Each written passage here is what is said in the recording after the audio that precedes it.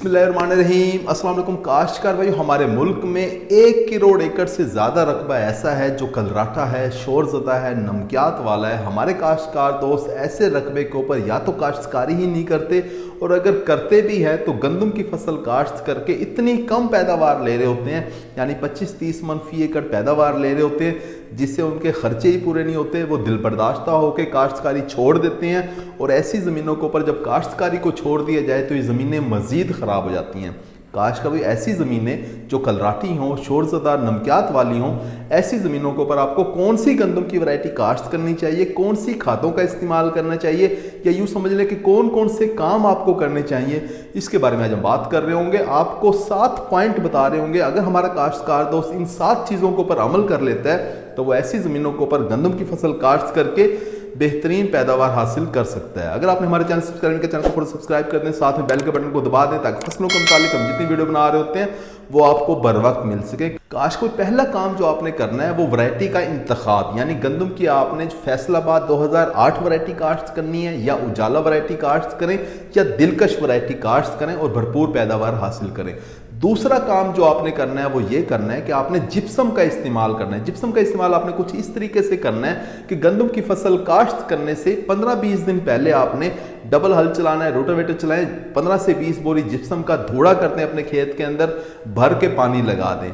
तीसरा काम जो आपने करना है वो ये करना है कि आपने गंदम की फसल गपछट के तरीके से काश्त करनी है, यानी खड़े पानी के अंदर बीज का छटा करना है, या फिर आपने खुश्क जमीन के अंदर बीज का छटा करना है, ऊपर से हल्का सा हल सुहागा लगाएं, पानी छोड़ दें, तो इस तरीके से भी आप गंदम की फसल काश्त कर सकते हैं। चौथा काम जो आपने करना है वो ये करना है कि बीज को आपने भिगो के काश्त करना है, यानी आपने बीज को मीठे पानी के अंदर, नहर के पानी के अंदर, या पीने वाला ऐसा पानी जिसमें नमकियात कम हो, ऐसे पानी के अंदर आपने 8 घंटे से लेकर 24 घंटे तक बीज को भिगोना है और उसके बाद फिर छटा करना है। आज कभी होता क्या है कि नमकियात वाली कलराठी जमीन के अंदर 2 बड़े मसले होते हैं। एक तो बीज उगता नहीं है, और जो उग जाता है तो वो शगुफे बहुत कम निकालता है। शगुफे कम निकालता है, पौधों की तादाद कम होती है, सिट्टे कम होते हैं, पैदावार कम बन रही होती है।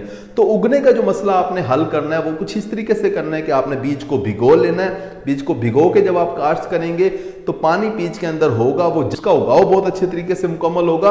और पौधों की तादाद को पूरा करने के लिए आपने काम ये करना है कि शरह बीज आपने ज्यादा कर देना है, यानी आपकी अगर थोड़ी नमकियात वाली जमीन है तो 60 किलोग्राम बीज फी एकड़ इस्तेमाल करें, अगर ज्यादा नमकियात है तो 70 किलोग्राम बीज फी एकड़ इस्तेमाल करें, और अगर काले कलर वाली जमीन है तो 80 किलोग्राम बीज फी एकड़ इस्तेमाल करेंगे तो पौधों की तादाद पूरी होगी, शगुफों की तादाद पूरी होगी, आपको भरपूर पैदावार हासिल हो रही होगी। आज का 5वां काम जो आपने करना है वो ये करना है कि ऐसे खेतों के अंदर आपने तेजाबी खादों का इस्तेमाल करना है, यानी डीएपी का आपने इस्तेमाल नहीं करना, बल्कि आपने या तो नाइट्रोफास खाद इस्तेमाल करें, या फिर जोरावर खाद इस्तेमाल करें, और साथ में कैन गवारा वगैरह इस तरह की खादें इस्तेमाल करें। बहुत अच्छे रिजल्ट मिल रहे होते हैं। खादों का इस्तेमाल आपने कुछ इस तरीके से करना है कि बिजाई के वक्त, बीज डालते वक्त आपने किसी खाद का इस्तेमाल नहीं करना, सिर्फ बीज डालें।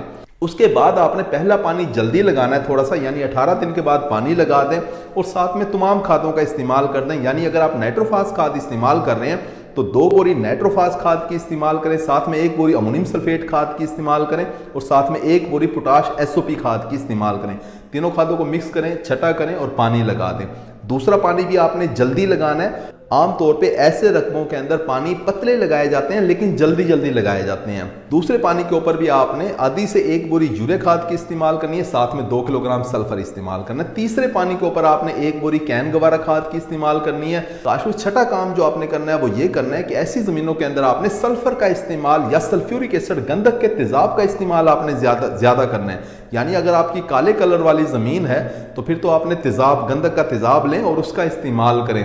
उसका इस्तेमाल आपने कुछ इस तरीके से करना है कि जब आप रोनी का पहला पानी लगा रहे होते हैं उस वक्त आपने 20-25 किलोग्राम फी एकड़ के हिसाब से आपने तेजाब फ्लड कर देना है। पहले पानी के ऊपर आपने 8 से 10 किलोग्राम तेजाब फ्लड करना है, दूसरे पानी के ऊपर भी 8 से 10 किलोग्राम तेजाब फ्लड करें। और अगर आपकी कम नमकियात वाली जमीन है तो फिर आपको सल्फर का इस्तेमाल ज्यादा करना चाहिए। सल्फर का इस्तेमाल आपने कुछ इस तरीके से करना है कि जिस वक्त आप बीज का छटा कर रहे होते हैं साथ में सल्फर बेंटोनाइट का भी छटा कर दें। 10 किलोग्राम से लेकर 15 किलोग्राम फी एकड़ सल्फर बेंटोनाइट इस्तेमाल करें। पहले पानी के ऊपर जब आप खाद दे रहे होते हैं उसके साथ भी आप सल्फर इस्तेमाल कर रहे हैं, यानी अमोनियम सल्फेट खाद की शक्ल के अंदर। दूसरे पानी के ऊपर भी हमने आपको बताया कि आप सल्फर इस्तेमाल कर रहे हैं। तो ऐसी जमीनों के आप अंदर आपने सल्फर का इस्तेमाल अगर आप ज़्यादा करेंगे तो पैदावार ज़्यादा उठा रहे होंगे, पौधे हरियाली में रहेंगे, ताकत में रहेंगे, बढ़ोतरी उनकी ठीक चल रही होगी। काश का भाई 7वां काम जो आपने करना है वो ये करना है कि आपने फोलियर के स्प्रे ज़रूर कराने हैं, क्योंकि ऐसे रकबे जो कलराठे होते हैं, शोर ज़्यादा नमकियात वाले होते हैं, ऐसे रकबों के अंदर फसलें रुक रुक के चल रही होती हैं, पौधों के अंदर पिलाहट होती है, बढ़ोतरी कोई अच्छी होती नहीं है,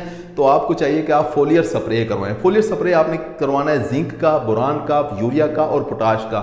इन चारों चीज़ों के आपने अलग अलग घोल तैयार करने हैं। जिंक की अगर मैं बात करूं तो आप चिलेटेड जिंक अगर इस्तेमाल करेंगे तो बहुत अच्छा है, लेकिन अगर जिंक सल्फेट आपको मिलता है तो वो भी आप इस्तेमाल कर सकते हैं 250 ग्राम फी एकड़ के हिसाब से। बोरान आपने 100 ग्राम फी एकड़ के हिसाब से इस्तेमाल करना है, यूरिया 2 किलोग्राम फी एकड़ के हिसाब से इस्तेमाल करना है, और पोटाश भी आपने एसओपी पोटाश लें या पोटाशियम नाइट्रेट, दोनों में से जो भी पोटाश मिल जाए 2 किलोग्राम फी एकड़ के हिसाब से पोटाश का मैलूल तैयार करें। चारों के अलग अलग घोल तैयार करें और अपनी गंदम की फसल के ऊपर 60, 70, 80 दिन की जब आपकी फसल हो, यानी 8-8, 10-10 दिन के वक्फे से 3 स्प्रे करवा दें, तो आपकी फसल की बढ़ोतरी बहुत अच्छे तरीके से मुकम्मल होगी और आपको भरपूर पैदावार दे रही होगी। तो काश को इस तरह से आप गंदम की फसल कलराठे रकबे के ऊपर काश्त करके भरपूर पैदावार हासिल कर सकते हैं। उम्मीद है कि वीडियो आपको समझ आ गई होगी। अपना ख्याल रखिएगा। अल्लाह हाफिज।